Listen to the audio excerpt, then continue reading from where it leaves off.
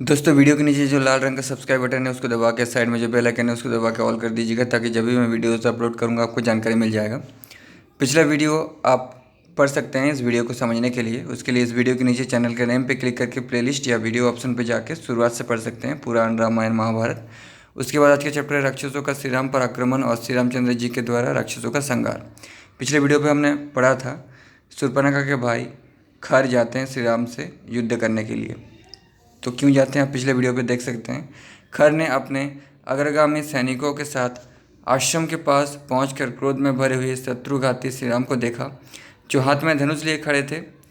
उन्हें देखते ही अपने तीव्र टंकार करने वाले प्रत्यंचा सहित धनुष को उठाकर सूत को आज्ञा दी, मेरा रथ राम के सामने ले चलो। खर की आज्ञा से साथी ने घोड़ों को उधर ही बढ़ाया जहाँ महाबाहु श्री राम अकेले खड़े होकर धनुष की टंकार कर रहे थे। खर को श्री राम के समीप पहुंचा देख सैन्यगामी आदि उसके निशाचर मंत्री भी बड़े जोर से सिंहनाद करके उसे चारों ओर से घेर कर खड़े हो गए।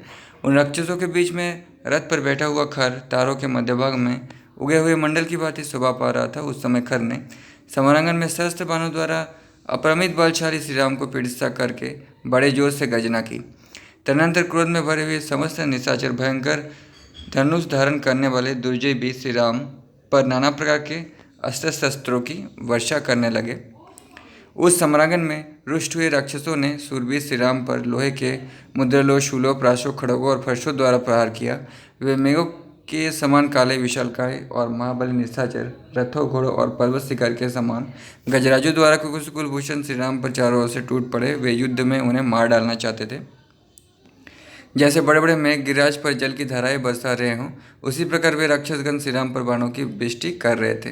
क्रूरतापूर्ण दृष्टि से देखने वाले उन सभी राक्षसों ने श्री राम को उसी प्रकार घेर रखा था जैसे प्रदोषांग तिथि में भगवान शिव के पार्षदगण उन्हें घेरे रहते हैं। श्री रघुनाथ जी ने राक्षसों के छोड़े हुए उन अस्त्र शस्त्रों के अपने बाणों द्वारा उसी तरह ग्रस लिया जैसे समुद्र नदियों के प्रवाह को अकस्मात कर लेता है। उन राक्षसों के घोर अस्त्र शस्त्रों के प्रहार से यद्यपि श्री राम का शरीर क्षतविक्षत हो गया था तो भी वे व्यथित या विचलित नहीं हुए। जैसे बहुसंख्यक दीप्तिमान वज्रों के आघात सहकर भी महान पर्वत अडिग बना रहता है, उसी प्रकार श्री रघुनाथ जी के सारे अंगों में अस्त्र शस्त्रों के आघात से घाव हो गया था। वे लहूलुहान हो रहे थे तो उस समय संध्या काल के बादलों से गिरे हुए सूर्यदेव के समान शोभा पा रहे थे। फिर भी श्री राम अकेले थे। उस समय उन्हें अनेक सहस्त्र शत्रुओं से घिरा हुआ देख देवता, सिद्ध, गंधर्व, महर्षि विषाद में डूब गए यानी दुखी हो गए। तत्पश्चात श्री रामचंद्र जी से अत्यंत कुपित हो अपने धनुष को इतना खींचा। श्री रामचंद्र जी ने अत्यंत कुपित हो यानी गुस्से में अपने धनुष को इतना खींचा कि वो गोलाकार दिखाई देने लगा।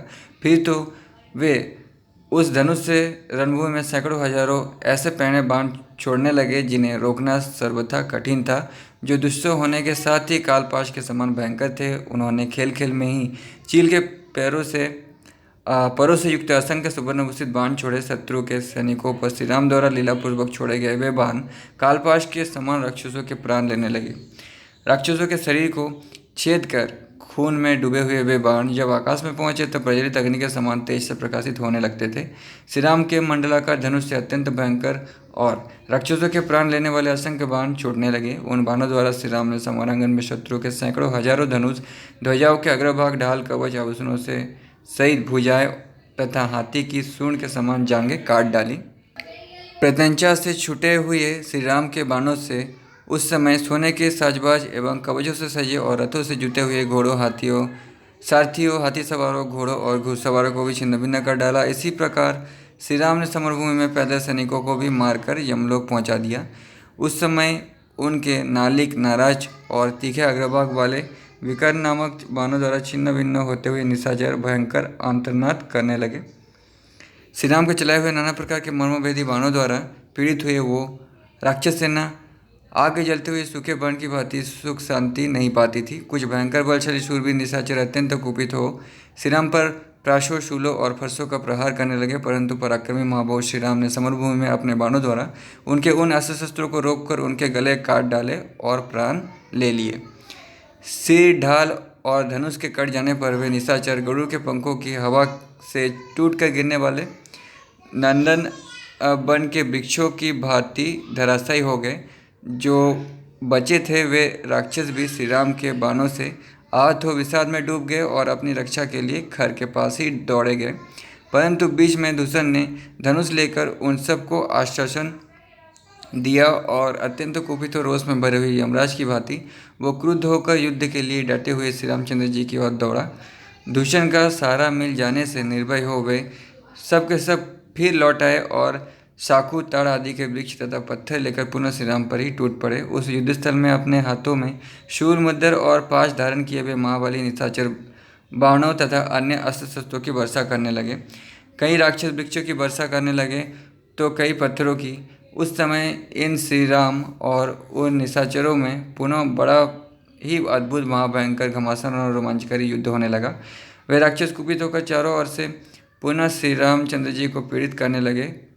तब सब ओर से आए हुए राक्षसों से संपूर्ण दिशाओं और उपदिशाओं को घिरी हुई देख बाण वर्षा से आच्छादित हुए महाबली श्री राम ने भैरव नाद करके उन राक्षसों पर परम तेजस्वी गंधर्व नामक अस्त्र का प्रयोग किया, यानी गंधर्वास्त्र।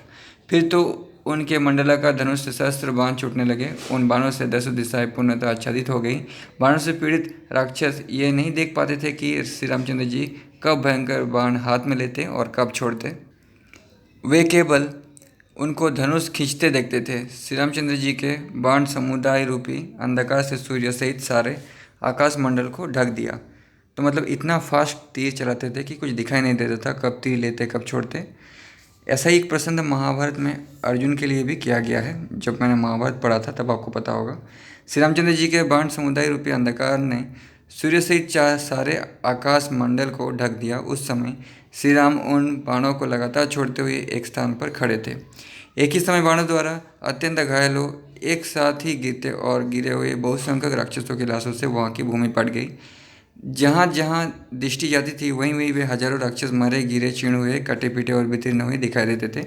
वहाँ श्री राम के बाणों से कटे हुए पगड़ियों सहित मस्तकों बांजुबंधों सहित भुजाओं जांघों बाहों भांति भांति आभूषणों घोड़ों श्रेष्ठ हाथियों टूटे फूटे अनेक अनेक रथों चवरों व्यंजनों छत्र नाना प्रकार की ध्वजाओं छिन्न भिन्न हुए शूलों पट्टीसों खड़ी खंडों बिखरे प्राशों फरसों चूर हुई शिलाओं और टुकड़े टुकड़े हुए बहुत विचित्र बाणों से पटी हुई वो समरभूमि में अत्यंत भयंकर दिखाई देती थी। उन सबको मारा गया देख शेष राक्षस अत्यंत आतुर हो वहाँ शत्रु नगरी पर विजय पाने वाले श्री राम के सम्मुख जाने में असमर्थ हो गए।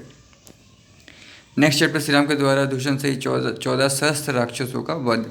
महाबाहु दूषण ने जब देखा कि मेरी सेना बुरी तरह से मारी जा रही है तब उसने युद्ध से पीछे पैर न हटाने वाले भयंकर वेगशाली 5000 राक्षसों को, जिन्हें जीतना बड़ा ही कठिन था, आगे बढ़ने की आज्ञा दी। वे श्री राम पर चारों ओर से शूल पट्टी तलवार पत्थर वृक्ष और बाणों की लगातार वर्षा करने लगे। ये देख धर्मात्मा श्री रघुनाथ जी ने वृक्षों शिलाओं की उस प्राणहारिणी महावृष्टि को अपने तीखे सहायकों द्वारा रोका। उस सारी वर्षा को रोककर आंख मूंदे हुए सांड की भांति अविचल भाव से खड़े हुए श्री राम ने समस्त राक्षसों के वध के लिए महान क्रोध धारण किया। क्रोध से युक्त और तेज से उद्दीप्त हुए श्री राम ने दूषण सहित सारी राक्षस सेना पर चारों ओर से बाणों की वर्षा आरंभ कर दी। इससे शत्रुसूदन सेनापति दूषण को बड़ा क्रोध हुआ और उसने वज्र के समान बाणों से श्री रामचंद्र को रोका। तब अत्यंत कुपित हुए बीच श्री राम ने समरांगन में खूर नामक बाण से दूषण के विशाल धनुष को काट डाला और 4 तीखे सहायकों से उसके चारों घोड़ों को मौत के घाट उतार दिया। मौत के घाट उतार कर एक अर्धचंद्राकार बाणों से सारथी को भी मार दिया, सारथी का भी सर उड़ा दिया तथा 3 बाणों से उस राक्षस की भी छाती में चोट पहुंचाई। धनुष कट जाने और घोड़ों तथा सारथी के मारे जाने पर रथीन हुए दूषण ने पर्वत शिखर के समान एक रोमांचकारी परिख हाथ में लिया, जिसके ऊपर सोने के पत्थर मढ़े गए थे। वो परिख देवताओं की सेना को भी कुचल डालने वाला था। उस पर चारों ओर से लोहे की तीखी काले लगी हुई थी। वो शत्रुओं की चर्बी से लिपटा हुआ था। उसका स्पर्श हीरे और वज्र के समान कठोर और असह्य था। वो शत्रु के नगर द्वार को वितीर्ण कर डालने में समर्थ था। रणभूमि में बहुत बड़े सर्प के समान भयंकर उस परिख को हाथ में लेकर वो क्रूरकर्म निशाचर दूषण श्री राम पर टूट पड़ा।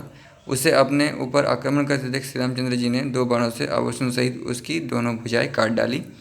युद्ध के मुहाने पर जिसकी दोनों भुजाएं कटी गई थी, उस दूषण के हाथ से खिसक कर वो विशालकाय परिख इंद्रध्वज के समान सामने गिर पड़ा। जैसे दोनों दांतों के उखाड़ लिए जाने पर महान मनस्वी गजराज उनके साथ ही धराशायी हो जाता है, उसी प्रकार कट कर गिरी हुई अपनी भुजाओं के साथ ही दूषण भी पृथ्वी पर गिर पड़ा। रणभूमि में मारे गए दूषण को धराशायी हुआ देख समस्त प्राणियों ने साधु साधु कहकर भगवान श्री राम की प्रशंसा की। इसी समय सेना के आगे चलने वाले महाकपाल, स्थूलाक्ष और महाबली प्रमाथि, ये 3 राक्षस कुपित हो मौत के फंदे में फंसकर संगठित रूप से श्री रामचंद्र जी के ऊपर टूट पड़े।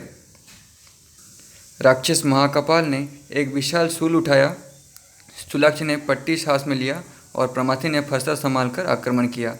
उन तीनों को अपनी ओर आते देख भगवान श्री राम ने तीखे अग्रभाग वाले पहने सहायकों द्वारा द्वार पर आए हुए अतिथियों के समान उनका स्वागत किया।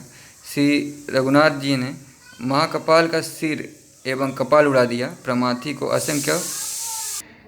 को असंख्य बाणों समूह से मत डाला और स्थूलाक्ष की स्थूल आँखों को सहायकों से भर दिया। तीनों अग्रगामी सैनिकों का वो समूह अनेक शाखा वाले विशाल वृक्ष की भांति पृथ्वी पर गिर पड़ा। तदनंतर श्री रामचंद्र जी ने कुपित हो लूसन के अनुयायी 5000 राक्षसों को उतने ही बाणों का निशाना बनाकर क्षण भर में यमलोक पहुंचा दिया। दूषण और उसके अनुयायी मारे गए, ये सुनकर खर को बड़ा क्रोध हुआ। उसने अपने महाबली सेनापति को आज्ञा दी, वीरों, ये दूषण अपने सेवकों से युद्ध में मार डाला गया, अतः अब तुम सभी राक्षस बहुत बड़ी सेना के साथ दबा करके इस दुष्ट मनुष्य राम के साथ युद्ध करो और नाना प्रकार के अस्त्रों द्वारा इसका वध कर डालो। ऐसा कहकर कुपित हुए खर ने श्री राम पर ही धावा किया। साथ ही स्नेही, पृथुग्रीव, यज्ञशत्रु, दुर्जय, करबीराक्ष, पुरुष, कालकारमुख, हेममाली, महामाली, सर्पाश तथा रुधिराशन, ये 12 पराक्रमी सेनापति भी उत्तम बाणों की वर्षा करते हुए अपने सैनिकों के साथ श्री राम पर टूट पड़े। अब तेजस्वी श्री रामचंद्र जी ने सोने और हीरो से विभूषित अग्नितुल्य तेजस्वी सहायकों द्वारा उस सेना के बचे कुचे सिपाहियों का भी संहार कर डाला। जैसे वज्र बड़े बड़े वृक्षों को नष्ट कर डालते हैं, उसी प्रकार धूमयुक्त अग्नि के समान प्रतीत होने वाले उन सोने की पंखों वाले बाणों ने उन समस्त राक्षसों का विनाश कर डाला। उस युद्ध के मुहाने पर श्री राम ने कर्णी नामक 100 बाणों से 100 राक्षसों का और सहस्त्र बाणों से सहस्त्र निशाचरों का एक साथी संहार कर डाला। उन बाणों से निशाचरों के कवच, आभूषण और धनुष छिन्न भिन्न हो गए तथा वे खून से लटपट हो पृथ्वी पर गिर पड़े। कुशों से ढकी हुई विशाल वेदी के समान युद्ध में लहूलुहान होकर गिरे हुए खुले केश वाले राक्षसों से सारी रणभूमि पड़ गई। राक्षसों के मारे जाने से उस समय वहाँ रक्त और मांस की कीचड़ जम गई, अतः वो महाभयंकर वन नरक के समान प्रतीत होने लगा। मानव रूपधारी श्री राम अकेले और पैदल थे, तो भी उन्होंने भयानक कर्म करने वाले 14,000 राक्षसों को मौत के घाट उतार दिया।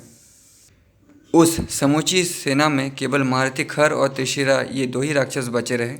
उधर शत्रु संहारक भगवान श्री राम जो कि तो युद्ध के लिए डटे रहे। उपयुक्त 2 राक्षसों को छोड़कर से सभी निशाचर जो महान पराक्रमी, भयंकर और दुर्धर्ष थे, युद्ध के मुहाने पर लक्ष्मण के बड़े भाई श्री राम के हाथों मारे गए। तदनंतर महासमर में महाबली श्री राम के द्वारा अपनी भयंकर सेना को मारी गई देख खर एक विशाल रथ के द्वारा श्री राम का सामना करने के लिए आया, मानो वज्रधारी इंद्र ने किसी शत्रु पर आक्रमण किया हो। नेक्स्ट चैप्टर, त्रिशिरा का वध। खर को भगवान श्री राम के सम्मुख जाते देख सेनापति राक्षस त्रिशिरा तुरंत उसके पास आ पहुंचा और इस प्रकार बोला, राक्षस राज, मुझ पराक्रमी खर वीर को इस युद्ध में लगाइए और स्वयं इस साहसपूर्ण कार्य से अलग रहिए। देखिए, मैं अभी महाबाहु राम को युद्ध में मार गिराता हूँ। आपके सामने मैं सच्ची प्रतिज्ञा करता हूँ और अपने हथियार छूकर शपथ खाता हूँ कि जो समस्त राक्षसों के लिए वध के योग्य हैं, उस राम का मैं अवश्य वध करूँगा। इस युद्ध में या तो मैं इनकी मृत्यु बनूंगा या यही समरांगन में मेरी मृत्यु का कारण होंगे। आप इस समय अपने युद्ध विषयक उत्साह को रोककर एक मुहूर्त के लिए जय पराजय का निर्णय करने वाले साक्षी बन जाइए। यदि मेरे द्वारा राम मारे गए तो आप प्रसन्नतापूर्वक जनस्थान को लौट जाइए, अथवा यदि राम ने ही मेरा वध कर दिया तो आप युद्ध के लिए इन पर धावा बोल दीजिएगा। भगवान के हाथ से मृत्यु का लोभ होने के कारण जब त्रिशिरा ने इस प्रकार खर को राजी किया, तब उसने आज्ञा दे दी, अच्छा जाओ युद्ध करो। आज्ञा पाकर वो श्री रामचंद्र जी की ओर चला।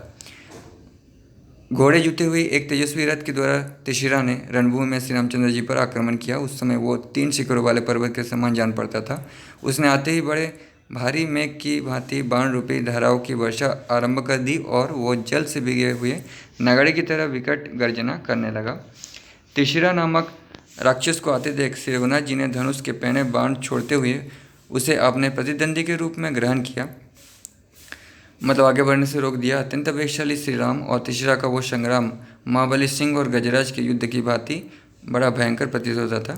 उस समय त्रिशिरा ने तीनों बाणों से श्री रामचंद्र जी के ललाट को बीन डाला। श्री राम उसकी ये उदंडता सहन न कर सके, वे कुपित हो रोषावेश में भरकर इस प्रकार बोले, अहो पराक्रम प्रकट करने में शूरवीर राक्षस का ऐसा ही बल है जो तुमने फूलों जैसे बाणों द्वारा मेरे ललाट पर प्रहार किया है। अच्छा, अब धनुष की डोरी से छूटे हुए मेरे बाणों को भी ग्रहण करो। ऐसा कहकर रोष में भरे हुए श्री राम ने त्रिशिरा की छाती में क्रोधपूर्वक 14 बाण मारे, जो 20 सर्पों के समान भयंकर थे। फिर तदनंतर तेजस्वी श्री रघुनाथ जी ने झुकी गांठ भरे चारों बाणों से उसके चारों घोड़ों को मार डाला। फिर 8 सहायकों द्वारा उसके साथी को भी रथ की बैठक में ही सुला दिया। इसके बाद श्री राम ने एक बाणों से उसकी ध्वजा भी काट डाली। तदनंतर जब वो उस नष्ट हुए रथ से कूदने लगा, उसी समय श्री राघवेंद्र ने अनेक बाणों द्वारा उस निशाचर की छाती छेद डाली। फिर तो वो जड़वत हो गया। इसके बाद अप्रमेय स्वरूप श्री राम ने अमस में भरकर 3 वेगशाली एवं विनाशकारी बाणों द्वारा उस राक्षस के तीनों मस्तक काट गिराए। समरांगन में खड़ा हुआ वो निशाचर श्री रामचंद्र जी के बाणों से पीड़ित हो अपने धड़ से पाप रहित रुधिर उगलता हुआ पहले गिरे हुए मस्तकों के साथ ही धराशायी हो गया। तत्पश्चात खर की सेवा में रहने वाले राक्षस जो मनुष्य से बचे हुए थे भाग खड़े हुए। वे बाघ से डरे हुए मृग के समान भागते ही चले जाते थे, खड़े नहीं होते थे। उन्हें भागते देख रोष में भरे हुए खर ने तुरंत लौटाया उन्हें, और जैसे राहु चंद्रमा पर आक्रमण करता है उसी प्रकार उसने श्री राम पर ही धावा किया। नेक्स्ट चैप्टर, खर के साथ श्री राम का घोर युद्ध। त्रिशिरा सहित दूषण को रणभूमि में मारा गया देख श्री राम के पराक्रम पर दृष्टिपात करके खर को बड़ी भय हुआ। दोस्तों आज की वीडियो पे इतना ही। ये वीडियो काफ़ी लंबा हो गया है, इसके बारे में नेक्स्ट वीडियो पे बात करेंगे।